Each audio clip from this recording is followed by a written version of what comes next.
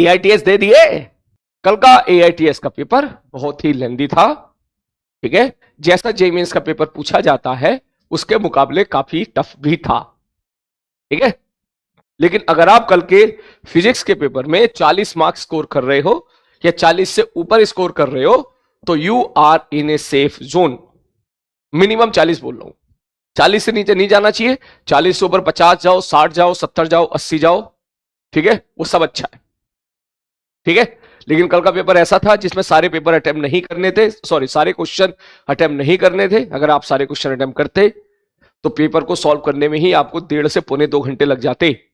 इसलिए कल के पेपर में वही सारी स्ट्रेटेजी चलनी थी जो मैंने आपको समझा के भेजी थी कि जो सवाल आपके करे हुए आए हैं, जो सवाल होने वाले हैं, पहले उन्हें ही करें, और जो सवाल बहुत लंबे चौड़े हैं, जिनकी थ्योरी घुमा फिरा के पेश की गई है, जिसमें बैठ के सोचना पड़ेगा, उसको तुरंत छोड़ दें देखते के साथ ही, ठीक है भैया। 40 नंबर आपके आने चाहिए, 40 मार्क्स।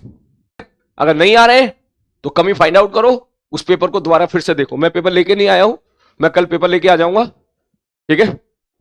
फिर भी मेरे पास मोबाइल पे तो पेपर है ही ना, मैं मोबाइल से बता देता हूं, ठीक है भैया। सब लोग क्वेश्चन नंबर नोट कर लें और घर पे जाके एक बार चेक करके देखें।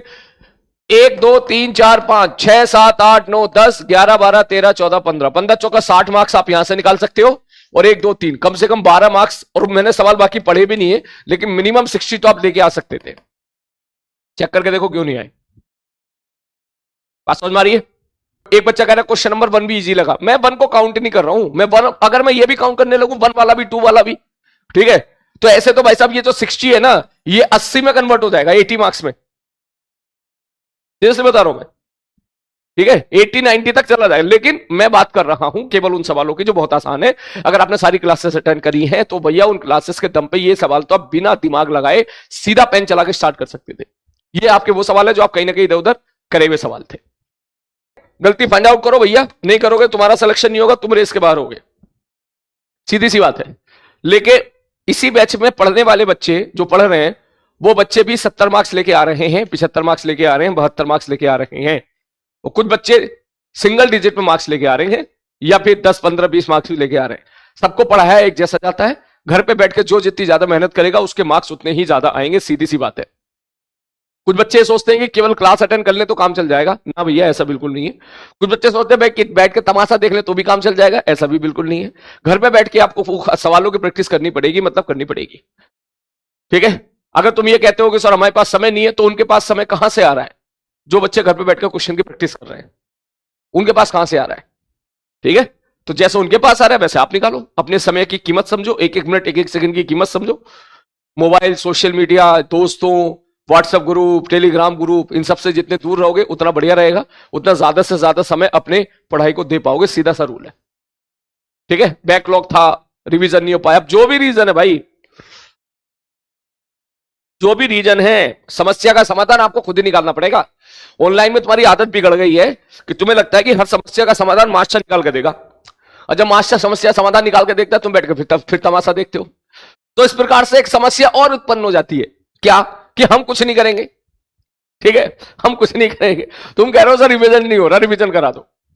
मैं अगर यहां रिवीजन कराना स्टार्ट कर दूंगा तो रिवीजन मेरा होगा, तुम्हारा नहीं होगा। तुम तो बैठ के देखोगे बस, अच्छा हाँ हाँ हाँ हाँ।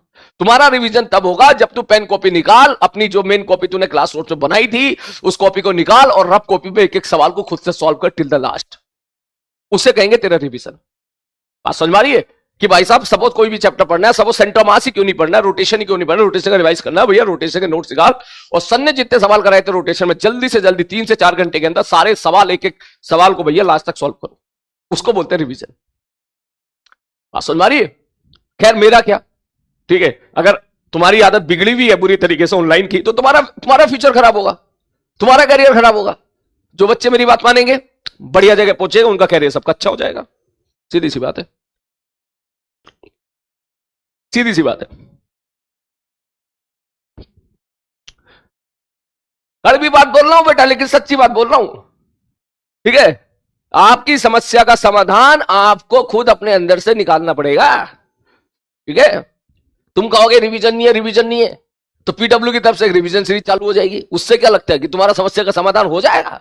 नहीं, जैसे तुमने 22 घंटे के लेक्चर में बैठ के तमाशा देखा था, वैसे ही आप 2 घंटे 3 घंटे का लेक्चर बैठ के तमाशा देखोगे, उससे थोड़ी ना कुछ होगा। हथियार निकालने पड़ेंगे, रफ कॉपी निकालनी पड़ेगी, और जो क्लास नोट्स आपने बनाए वो निकालने पड़ेंगे, और फिर बैठ के एक सवाल को सॉल्व करना पड़ेगा till the last, till the last, till the last. उसको बोलते हैं रिवीजन, जैसे ऑफलाइन क्लास वाले बच्चे करते हैं।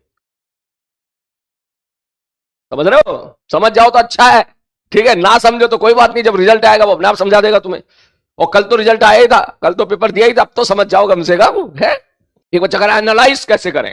एनालाइज करने का तरीका है, ये क्वेश्चन लेके जाएं, एक बार फिर से घर पे बैठ के सॉल्व करें सारे बच्चे, ठीक है। इस स्लाइड को मैं डिलीट नहीं करूंगा, स्लाइड को मैं इसी में रहने दूंगा। ये सवाल आप जो है घर पे बैठ के जाके सॉल्व करें सारे के सारे क्वेश्चंस, और फिर देखें कि कितने सवाल आप सॉल्व कर पा। कम से कम पहली बात तो पूरा पेपर सॉल्व करना चाहिए आपको।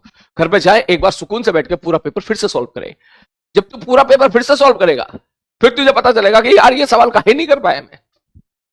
समझ मारी बात, ये सवाल क्यों नहीं कर पाया मैं, क्या वजह थी यार, ये तो आसान सवाल था। फिर इस प्रकार जब सारे सवाल देखोगे देन यू विल रियलाइज कि अच्छा ये जो भी पेपर था इसमें 60% पेपर आसान था, या 50% आसान था, आसान टफ रिलेटिव टर्म में। लेकिन अगर आपने सारी क्लास सिंसियर तरीके से अटेंड करी, आप समझ जाओगे 50% पेपर आसान था, 30% पेपर मीडियम था, और 20% पेपर टफ था। बात समझ मारिए, तब आपको अपनी कमी पता चलेगी कि ये सवाल गलत क्यों हुआ, क्या वजह थी। फिर उस कमी को नोट डाउन करो और भैया उस पर काम करो, ठीक है। केमिस्ट्री में, फिजिक्स में, केमिस्ट्री में, मैथमेटिक्स में मैं कुछ नहीं बोलूंगा बेटा। केमिस्ट्री में, मैथ्स में मैं कुछ नहीं बोलूंगा, मुझे बोलना चाहिए भी नहीं, क्योंकि केमिस्ट्री में केमिस्ट्री वाले सर हैं, मैथ्स में मैथ्स वाले सर हैं। मेरा काम फिजिक्स में बोलने का है। तो केमिस्ट्री और मैथ में जैसा सर बोले वैसा फॉलो करो।